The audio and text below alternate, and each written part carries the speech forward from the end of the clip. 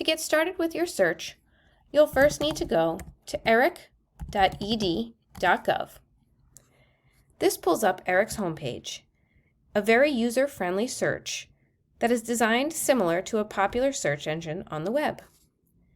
A keyword search will return results from title, author, abstract, and descriptors from the ERIC Thesaurus, and it will include words that are similar to your search terms.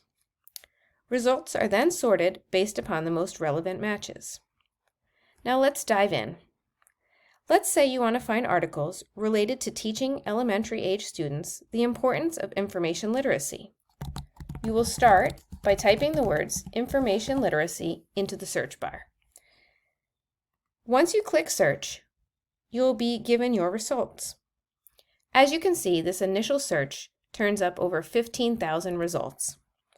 This is way too many. Let's see if we can use some limiters to refine these results. First, we'll select peer-reviewed only and full text available on ERIC from the boxes underneath the search bar. Then, we'll rerun our search. This narrows things down to about 2,000 results. We're getting there, but we can still narrow down further. If I navigate over to the left-hand sidebar and scroll down until I reach the filter for education level. I'll then select elementary education, since that's what we're looking for, and this will bring the retrievals down to 227 results. We're almost there, but I think we can do one better. Going back over to the left and back down to the filters, I'm going to select information literacy from the descriptors.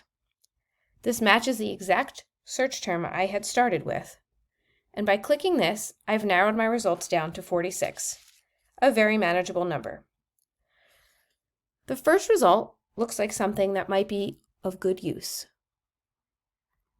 I'll click into the record, and I'm brought to the page that shows the full title, the authors of the article, where it was published, a brief synopsis, and all the descriptors that have been tagged to this article.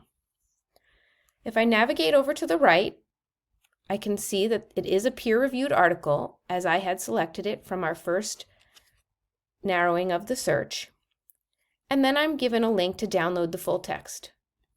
By clicking this, a new page opens with the full text article that can be used for reading, printing, or however you see fit.